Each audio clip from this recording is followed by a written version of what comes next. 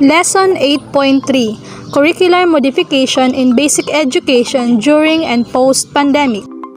Learning Outcomes. First is to explain curriculum changes introduced in basic education to address learning-related problems brought about by the pandemic. Second, identify the different modes of teaching delivery during and post-COVID-19 pandemic. Introduction. The COVID-19 pandemic is overwhelming the functioning and outcomes of education system, some of which were already stressed in many respects. This is true across the world and affects all children, though to differing degrees depending on multiple factors including the country or region where they live, as well as their ages, family backgrounds, and degrees of access to some substitute educational opportunities during the pandemic. During the COVID-19 pandemic, both teachers and students have experienced a unique situation. This unique experience may likely yield some uncertainty and stress and require them to adapt and adjust to the new way of being during the pandemic and its unforeseen challenges. The most essential learning competencies or MELCs. A part of this Basic Education Learning Continuity Plan or BELCP is the 60% reduction of learning competencies found in the K-12 Curriculum Guide from 14,171 competencies listed in the K-12 Curriculum Guide to 5,689 most essential learning competencies or MELCs. One common problem that teachers meet is an overcrowded curriculum. There is so much to cover that teachers tend to do mile-wide, inch-deep teaching. The reduction of the number of competencies may lead to more focused teaching. Teaching should focus on essentials.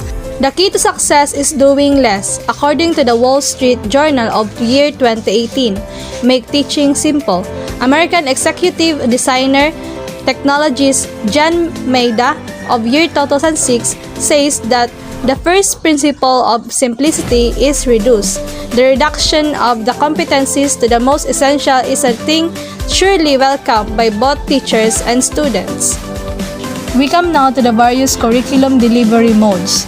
Obviously, with the unseen threat called COVID-19 virus and for the health, safety, and welfare of all learners, teachers, and personnel, face-to-face instruction is a remote possibility in the immediate future until a vaccine is made available. Meantime, classes have to go. This time, not in the usual brick and mortar classrooms, the traditional in-classroom setup, but in the learners' homes and the virtual classrooms. Delivery mode. When we say delivery mode, it is a contextualized in the BPED's learning continuity plan. Since schools and communities are differently situated, the choice of the learning delivery modality of the schools will depend on the local COVID-19 as well as access to certain learning platforms. We come now to the 5 various curriculum delivery modes. First, we have online learning. Second is the alternative delivery mode. Third, distance learning. Fourth, homeschooling. And last is the alternative learning system or ALS. Online learning. The BPED explains that online learning is only one of the delivery modes among all others in this new learning environment. The BPED directed its field units to determine the most appropriate combinations or strategies of learning delivery for every locality, taking equity concern in consideration.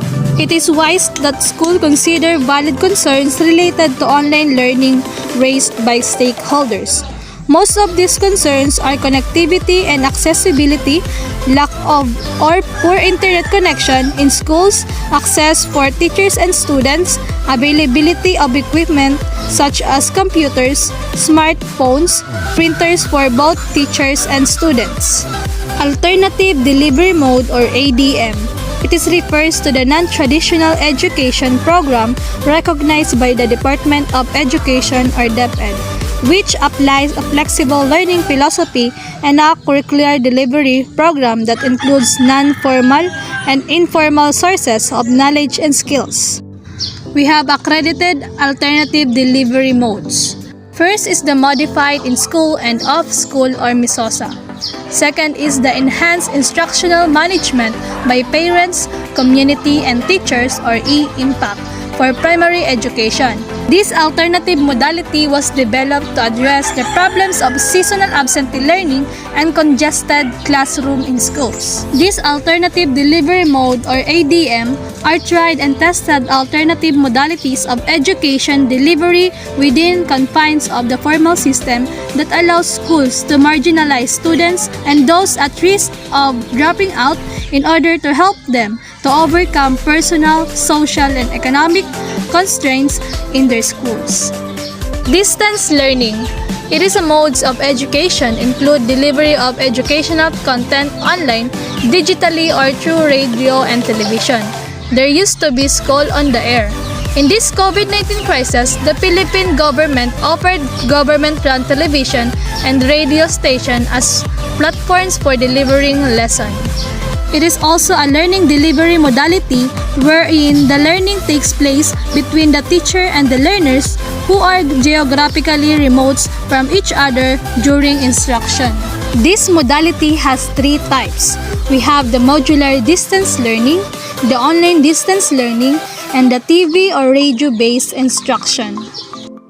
Homeschooling. It is another flexible learning option recognized by BPED. In fact, this is not only a stopgap solution in times of crisis.